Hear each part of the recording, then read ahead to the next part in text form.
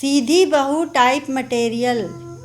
अरे ये क्या निशा, मैं तुम्हें खाना खाने को बुलाने आई हूँ और तुम चुपचाप बैठी आंसू बहा रही हो। कुछ नहीं भाभी, वो मेरे मायके से आई साड़ियाँ और जेवर मम्मी जी को पसंद नहीं आए। बोल रही थी बहुत हल्के हैं। मेरे पापा ने बड़े ही जतन से इन सब का इंतजाम किया था। अपनी देवरानी के आंसू पोंछते हुए विद्या बोली, ऐसा पहली बार नहीं हो रहा है निशा, यही मेरा भी अतीत था। अब विद्या के चेहरे पर तैरते दुख के भाव देख निशा बोली, बताइए न भाभी, ऐसा क्यों बोल रही हैं आप? अभी तुमने सुना था ना सुहागनों में कि कैसे मोहल्ले वाली कुछ औरतें मौका देखकर तुम्हें मेरी तारीफ में बता रही थी कि मेरी जैसी बहू मिलना बहुत मुश्किल है, जो घर के झगड़ों को चुपचाप सहन करती रही। इतने रूखे स्वभाव वाले सास ससुर और ज़्यादा ही दखल अंदाजी देने वाली ननद के तानों पर उफ तक ना की। उन्हें भी मेरी जैसी बहू चाहिए जो घर और बाहर सभी कुछ अच्छे से संभाल ले। और शायद तुमसे भी उम्मीद लगा रही होंगी वे, तभी आप एकदम से बोली थी कि मैं सीधी बहू नहीं रही। लेकिन तारीफ सुनकर तो आपको खुश होना चाहिए न भाभी। जानती हो निशा, भले ही मैं सभी को सीधी बहू टाइप मटेरियल लगूं, लेकिन इसके पीछे मैंने कितनी ही बार अपमान के कड़वे घूंट पिए हैं, कितनी ही रातें सुबकते हुए काटी हैं, सिर्फ इसलिए कि मैं चाहती थी कि मैं एक परफेक्ट बहू बनूं और मायके का सम्मान इनकी नज़रों में ऊंचा कर सकूं। मैंने हर संभव कोशिश की कि अपने सास ससुर का दिल जीत सकूं। उनकी हाँ में हाँ मिलाती रही, फिर भी ये लोग जब चाहे तब मेरे काम का रोना बाहर रोते रहते कि बहू हमारी काम ठीक से नहीं करना जानती। मेरे घर से आई हर चीज़ में मीन मेख निकालते। मेरे मायके वालों को ये जताती कि जैसे उन्होंने यहाँ आकर और पानी पीकर बहुत बड़ा पाप कर दिया। पूरे 6 साल मैं अपना आत्मसम्मान खोती रही। एक दिन हद तब हुई जब मेरी छोटी बहन की शादी में मुझे जाने के लिए कितने ही जतन करने पड़े और परमिशन मिली सिर्फ 3 दिनों की।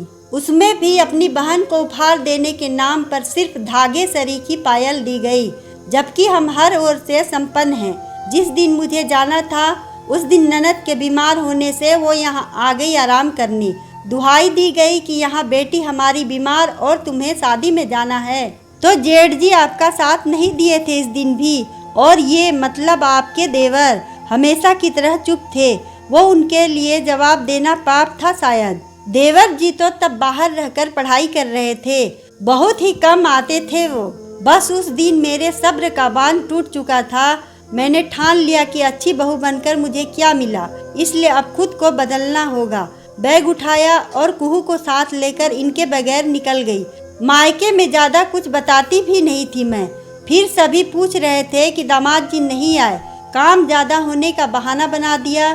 खैर शादी के दिन आए और दूसरे दिन मुझे ले जाने का बोलने लगे। मैं साफ मुकर गई। इस बार सारी परिस्थितियों से मेरे माँ बाप वाकिफ हो चुके थे।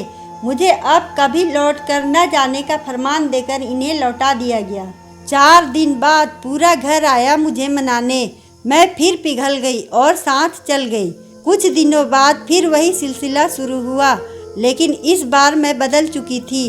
अब पलट कर जवाब देना आ गया था। सोच लिया था कि मैं अकेली क्यों सहूं, अब इन्हें आगे कर देती। कोई मुझसे कुछ कहता। जब इन्हें मानसिक कष्ट झेलने पड़े तब जाकर मेरी पीड़ा समझ आई। अब दूसरे शहर में हम अलग हो चुके थे, तब जाकर इन लोगों के व्यवहार में बदलाव आने लगा। निशा, हाल ही में तुम्हारी शादी हुई है और मैं तुम्हारे मन में कड़वाहट घोलना तो नहीं चाहती, लेकिन ये भी नहीं चाहती कि मेरी तरह तुम्हें भी परेशानियों का सामना करना पड़े।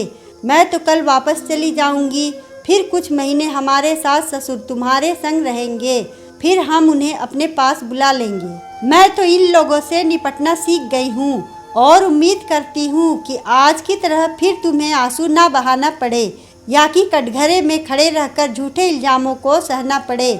समझ गई भाभी, अब जब हमारी या हमारी लाई चीज़ों की कोई अहमियत ही नहीं, तो फिर बेवजह क्यों खुद को दुख देना। निशा उठी और अपनी सास के कमरे में जाकर बोली, लाइए मम्मी जी वो सारी साड़ियाँ और जेवर दे दीजिए, उन्हें मैं मम्मी को वापस दे आऊँगी।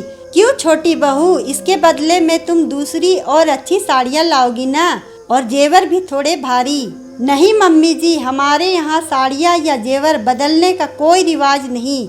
मेरी मम्मी ये साड़ियाँ कहीं और लेन देन में कर लेगी, और जेवर भी कोई आर्टिफिशियल नहीं जो बदल के दूसरे लाए जाएं। अब तो सास के अरमानों पर मानो घड़ों पानी पड़ गया। शब्दों को मानो चबाते हुए बोली, नहीं कोई बात नहीं, यही ठीक है, हम रख लेंगे। निशा कमरे से निकलते हुए सामने खड़ी विद्या भाभी को देख दबी सी हंसी के साथ बोली, गुड न्यूज़ है भाभी, मम्मी जी का पासा उल्टा पड़ गया। अगर आपको कहानी अच्छी लगे तो वीडियो को लाइक करें, चैनल को सब्सक्राइब करें और कमेंट में बताएं कि आपको कहानी कैसी लगी। धन्यवाद।